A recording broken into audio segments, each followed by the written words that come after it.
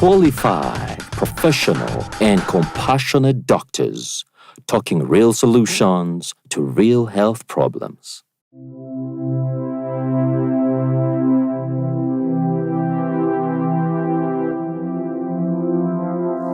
It's another interesting talk today on the DocTalk. Welcome our viewers. And today I've lined up an interesting topic for you. It will be on the issue of a nosebleed. I'm sure that phenomenon has occurred to so many of us in our lifetime. And today I want to go in depth in this topic of nosebleed, or in the medical field also known as epistaxis. I'm your host today. My name is Dr. Darius Owachi. I am an internal medicine physician. And with me we have Dr. Angelica Etima, who is a specialist in the field of ENT. ENT means ear, nose, and throat, and these are specialists who deal with the topics of or issues relating to the nose or throat or the ear problems. And our regular panelist, Dr. Kasule Umar, who is also an ENT specialist in the field of medicine, and they are the content experts on the topic of epistaxis, or what's commonly known as a nosebleed. So I'll start off with Dr. Etima. Could you tell us or tell the viewers what a nosebleed is, or what epistaxis is? Thank you, Dr. Darius. Yes, please. Epistaxis, or what we call a nosebleed, is bleeding from the nose. We should not confuse it with blood-stained mucus, or mucus that has blood in it. Epistaxis is a condition that affects many people, and that's why we are discussing it today. Generally, we would say bleeding is a danger sign or a sign of emergency. People would be worried to see blood come out of any orifice, say any part of their body, like the nose. True. Yes. So today let's talk about the nose. Dr. Umar can let us know more. How would we know that someone is bleeding from the nose? Well, like you said, bleeding is from the nose. It's practical enough for any person to comprehend that there's blood coming out of the nose. So sometimes this blood does not necessarily come out of the nose. Okay. Even when you have a nosebleed. Where would it come out from? Yes. Sometimes it goes through the mouth and it comes out, because this nose is a complete and continuous structure. It continues because it's an airway orifice, basically. That's where air goes through. So you would expect sometimes blood dropping into the mouth and coming out through the mouth. You may expect it to come out as vomitus. When we say vomitus, we just mean you vomit something. So if you vomit blood, we don't run away with the thought that this blood is coming from the stomach or anywhere below there. Sometimes it's coming from the nose and you swallowed it and you end up vomiting it. Sometimes you may see this blood within the eyes. So you wonder, because the connection between the eye and the nose is clear. It's obscured from all of us, but it is clear in the medical terms that there's a connection from the eye to the nose, because that tube that connects the nose from the eye is where your tears that you make that lubricate the eyes go through. So in the reverse, in the severe forms, you would have blood going up in the eyes. Very interesting topic there. So to recap what you just said, so the nose, the bleeding can come not only from the nose, but also from the mouth or from the eyes. It appears that it's an interrelated space. Since you're the specialist, maybe you could help the viewers understand more about that.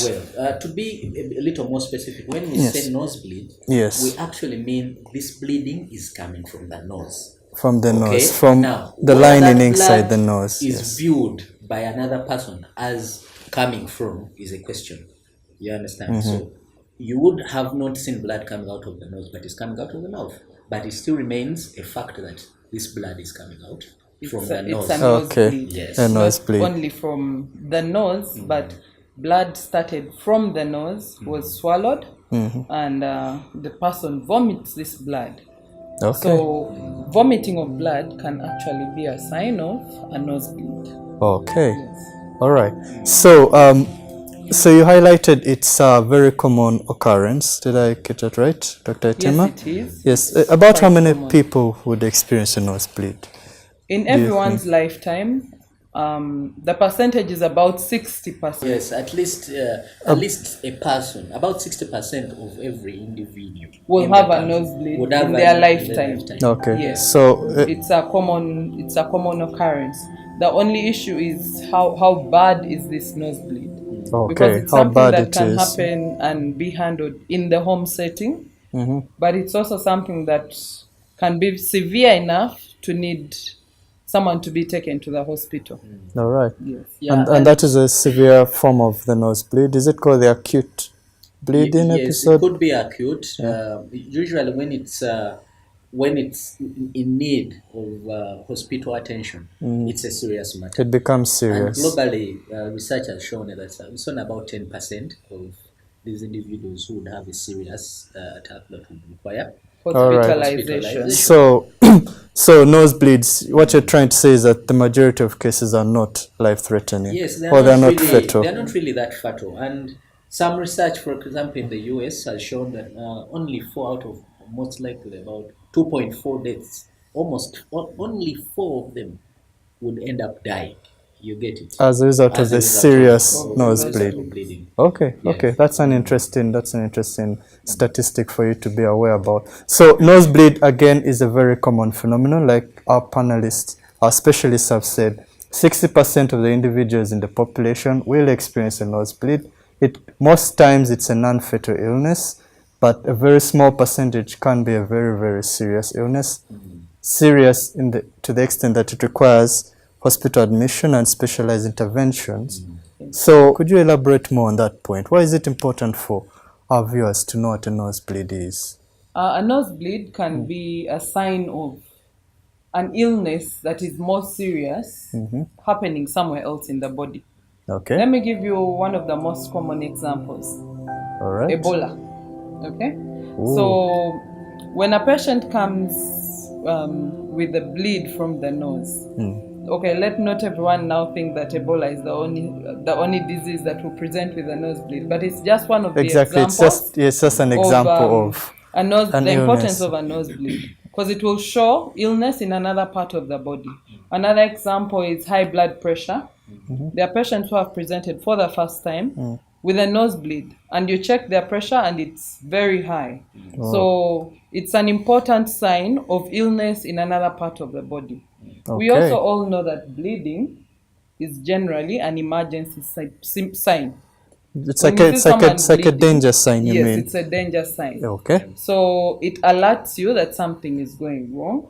Yes, most because definitely. When you talk about an emergency, the moment any person sees blood, whether it's you, a doctor, or another individual of any sort, they will certainly have an alarm on them. And it becomes an emergency, whether it is a short-term emergency or a long-term emergency, that's something we can find out. But usually, like we said, nosebleeds take a shorter time, most of the time, the common ones. But those that require hospitalization take a longer period, 5 minutes or more, okay? So it becomes an emergency, that's why it is important. It shows it's a danger sign. In all honesty, when you see blood, this is a danger, it's a problem. And like she elucidated, among other diseases from Ebola and hypertension, high blood pressure, Yes. high blood pressure, there is so much more that can happen. And it brings about this kind of problem. All right. So it is. Yeah, we shall talk more about the causes of nosebleed or epistaxis. So you've highlighted it is any bleeding is a danger sign of something going wrong in the body. Should we say that all cases of a nosebleed are emergency cases? Yes and no, because it depends on how long this is going to happen. Like we will elucidate more on this issue when we look at what really causes bleeding. Usually the bleeding intensifies depending on the cause. So it would, So it would if depend it has on, been caused by, say, something outside the body, outside the nose, sorry, then it may take a little longer than something within the nose, like we're going to discuss in depth. yes. The Okay. causes of bleeding from the nose can occur within the nasal cavity itself or the nose, but they can also occur from systems outside the nose. Within the what body, we call systemic other body. causes. Yes. Okay, all right. That's very interesting to know. So we're going for a brief commercial break, and we shall be back to talk in depth about the causes of nosebleed or epistaxis. You are watching the DocTalk Show.